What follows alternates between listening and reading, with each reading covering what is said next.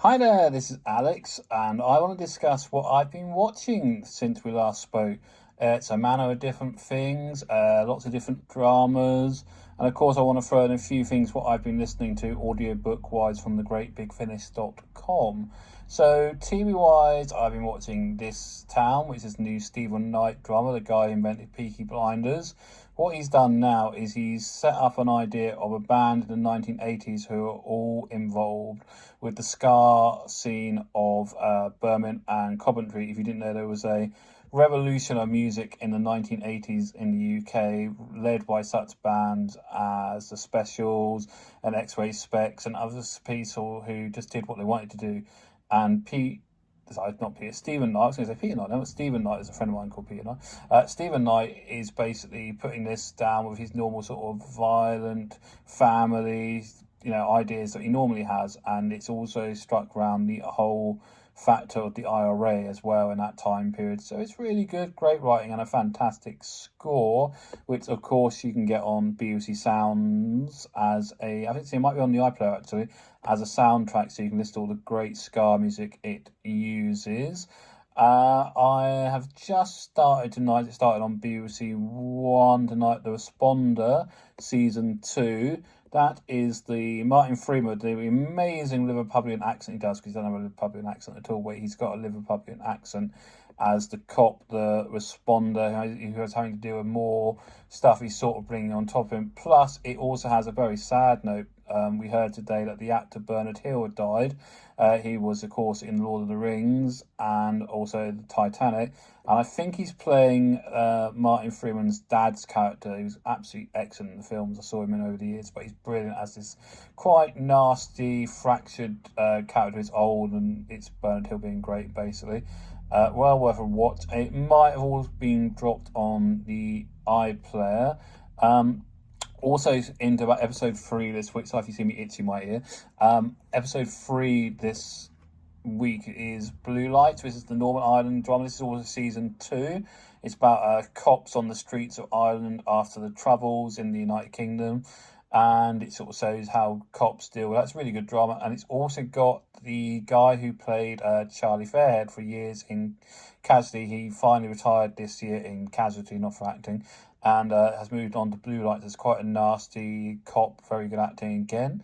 What else have I watched since we last spoke? Oh, I watched the documentary on rebuilding the church in Notre Dame in France, showing how much time and liberation it's taken, and hopefully with French building, it should be open for the French Paris Olympics in June, August, I think it is. It's an amazing tribute how they've built from the fire ashes a brand new cathedral, but still using all the elements of the old cathedral. Well worth a watch. It's on the iPlayer with Lucy Worsley. I need to watch on my box the whole new thing about Pompeii. I went to Pompeii quite a few years back, and it's very difficult to get around if you're blind, or just generally, because you have to do a lot of jumping over lots of stonework.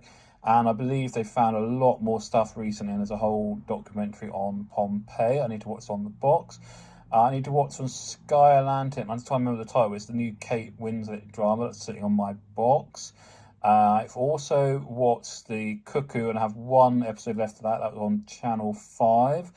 That's a very good drama with Lee Ingleby and Jill Halfpenny, about parents who find out that their child is adopted by another family. It gets very messy. What else have we been watching? Of course, been watching Casualty, which is very good. New 12 sort of part storyline in that, which has been sort of going on from when Charlie left them. Fantastic special effects scene last night when an ambulance got blown up. That was very good, well worth watching on the iPlayer again. Of course, I cannot wait for Doctor Who to start in 7 days' time now. I cannot wait to see Shooty and Millie at their full speed. And it's very interesting to see that we haven't even had season 1 or 2 yet, and Millie's already got new work. I see the BBC are bringing back the Forsyth Saga. If you're old enough like me, I watched it when it was first on. Well, not first on repeat, so I'm not that old, on BBC One. And then there was that great one on ITV with Damian Lewis, and I think he played Soames Forsyth, and that was really good.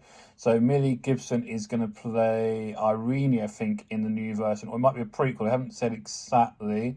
Not been watching it. Well, it finished recently. It was Beyond Paradise, which was a spin-off from Death in Paradise, and I'm really glad to see that Don Lee has been announced as the new cop in that. That will be fun with him in. That was rather good. Beyond Paradise, very cute, very sort of cozy TV on a Friday night. And if we're going into TV I watch for coziness, and then there's MasterChef, which is basically unprofessional people trying to get a cooking job, basically. It's basically on every year in England. It's different people trying to show us how crap they cook, basically. And then there's Made in Chelsea, new series I've been watching of E4. It's basically very posh people in Chelsea, all nearly need therapy, basically. Their lives, you'd think, well, that may be great, but they're completely out of control and a nightmare. That's well worth watching and listening to. I'm trying to think, there's any other TV. I have been rewatching. I need to catch because I missed it. The documentary on Bottom, the comedy with Rick Mail and Aid Edmondson in the UK. And what I've been rewatching the Bottom lives. Did like 5 over the years, different Bottom live shows.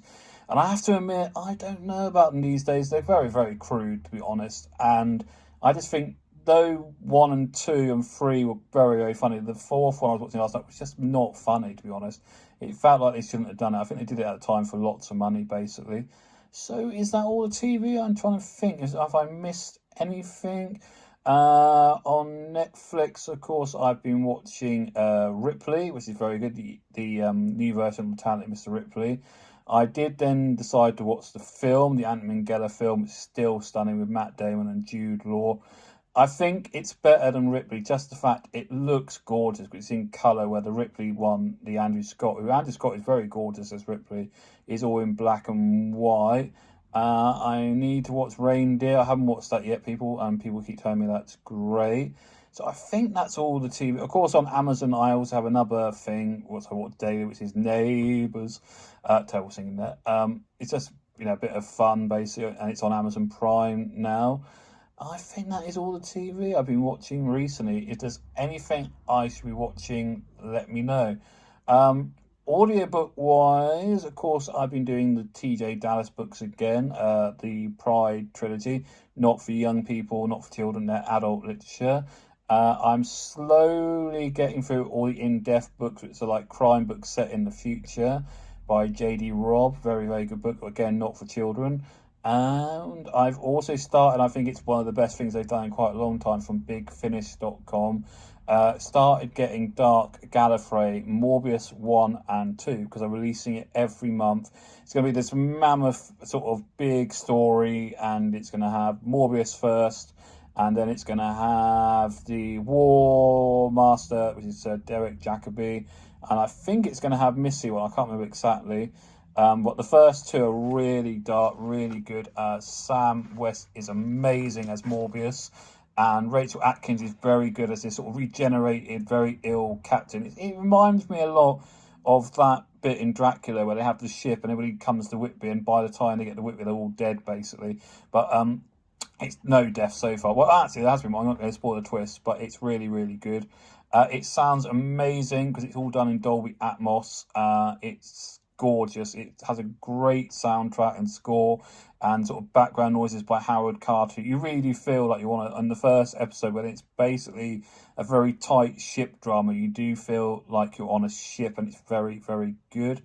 I'm trying to think if there's anything off the BBC Sounds I've been listening to. There's been a good couple of the Bill Nye, Charlie Paris dramas on there. It's always well worth a listen. Yeah, I'm trying to think what else. I think that is everything. I might not have mentioned it because I wasn't doing the videos, but you can probably track it still down on the BBC Sounds. If you put in the search, because it was on for Easter, which has been a few weeks ago here before I started doing these videos, and I would recommend tracking down Howl's Castle. If you've ever seen the Studio Ghibli film, then you'll love it.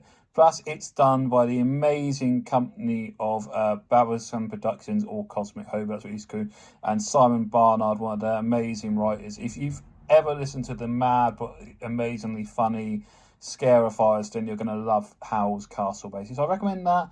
Yeah, I think that is everything. Also on Radio 4, there's been this very good called Bat Girls, which is like 3 different stories from Asian female cricketers and how their lives are affected by everything around them. So I recommend that. I really think that's everything. I know it's a bit of a longer one, but I wanted to get everything out there. If there's anything I should be watching on Amazon, Netflix, Disney Plus, I haven't mentioned any of the Star Wars stuff. I should have mentioned that because it's the 4th of May yesterday. Happy Star Wars days to you watchers. Yesterday I sat down and watched the Phantom Menace. I wanted to see it at the Picture House, but they had no audio description.